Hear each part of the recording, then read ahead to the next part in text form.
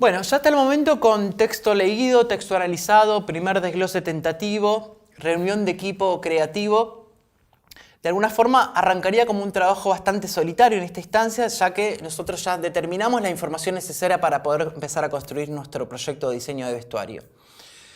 La realidad es que, bueno, a partir de estos lineamientos que se tiraron en estos encuentros en relación al proceso estético, digamos, si hay historia, cuáles son las fuentes de investigación o cuáles son por lo menos las referencias investigativas, va a ser fundamental arrancar con todo un proceso de investigación para poder, de alguna forma, ir ayornando nuestro trabajo informativo para poder tener mayor cantidad de referencias. La realidad es que la información está presente siempre de alguna forma, más allá que yo no trabaje a lo mejor con un vestuario de época donde sí o sí tengo que hacer una instancia de investigación. ¿Por qué? Porque cada trabajo es único, irrepetible, es original de alguna forma, por lo cual va a implicar ciertas instancias de investigación. Si estoy trabajando en vestuario de época, bueno, es imposible no pensar que la investigación existe. O sea, nosotros podemos trabajar o podemos entender o saber más o menos de época, pero la realidad es que como cada proyecto es único y cada proyecto es disímil y diferente, siempre la instancia de la investigación de la época va a estar. ¿Por qué? Porque no siempre uno va a querer contar lo mismo de la época. Entonces muchas veces es interesante investigar cuestiones históricas del vestuario de época, por lo cual de la historia de la moda, en relación a diferentes visiones, en relación a lo que cada uno se quiere contar de la época en particular propio de este proyecto plástico, ¿no? Así todo, por más que nosotros no estemos en presencia de un vestuario de época, para mí el estudio de la moda es como muy interesante y casi fundamental. Porque de alguna forma todo ya está inventado, digamos. O sea, la realidad es que las prendas que existen en el universo existen. Lo que va a diferenciar para poder generar originalidad o una prenda única o un diseño único tiene que ver con la fusión de todo esto. Entonces, para mí la moda o la historia de la moda es como un nexo o un punto interesante como medio de inspiración.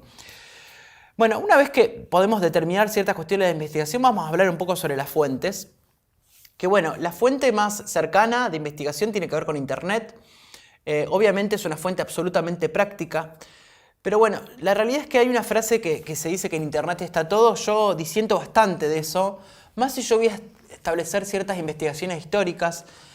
Yo no creo que en Internet esté todo. De hecho, yo soy como muy fan del anclaje bibliográfico a la hora de investigar, digamos, y cuanto mayor bibliografía haya, mejor, porque yo voy a poder comparar diferentes versiones para armar una propia versión.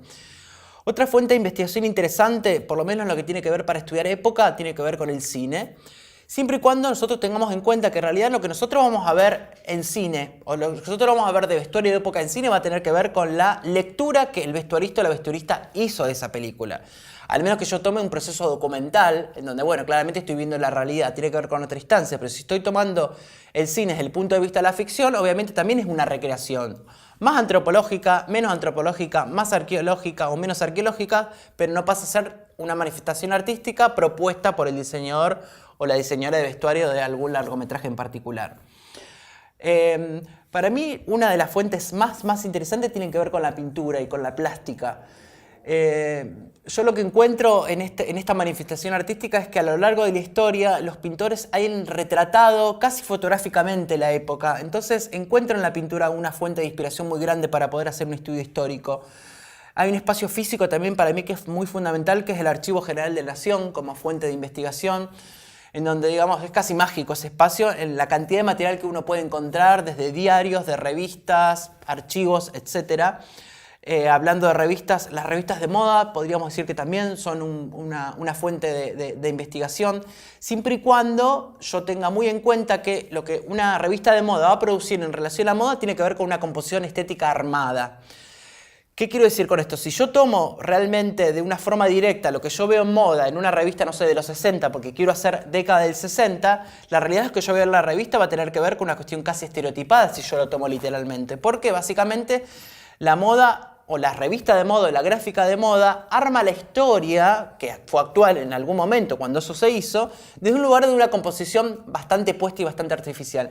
Si yo esto lo tengo muy en cuenta y lo entiendo, maravilloso, digamos, porque yo sé que voy a poder extraer algunos elementos para generar la época en particular, al menos que yo quiera trabajar con los estereotipos de una época en particular. En ese caso, las revistas de moda son el referente más directo. Ya con texto desglosado, con proceso de investigación medianamente cerrado, por lo cual ya hay una información incorporada o por lo menos referencias, vamos a pasar a desglosar personaje por personaje, que la aparición de estos personajes los teníamos planificados en el primer desglose. Yo para hacer descripción de personaje o trabajar con características de personaje, a mí también me interesa trabajar en fichas. Yo arranco estableciéndolos con números, que esto de alguna forma me organiza en qué cantidad de personajes va a tener la apuesta.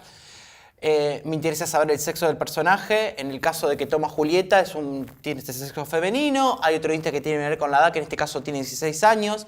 Es importante saber de la profesión. En el caso de este personaje, desconocemos de la profesión, por lo cual no va a ser un punto rellenado. Respecto a la clase social, en este caso es alta. Hablamos de nacionalidad, en este caso es Italia. Hablamos de la época, es finales de la Edad Media. Y hablamos de características psicológicas, que este es como un ítem donde uno podría desarrollar. Bueno, Julieta podría ser pasional, sensible, independiente, revolucionaria, etc. Y yo acá siempre también sumo un extra, que yo en este caso le pongo clan Capuleto. ¿Por qué? Porque en esta versión, en esta dramaturgia en particular, es importante establecer las diferenciaciones familiares. Por eso, con esto quiero decir que el extra puede ser rellenado o no rellenado. Esto va a depender de si yo necesito dar una información plus, ¿sí?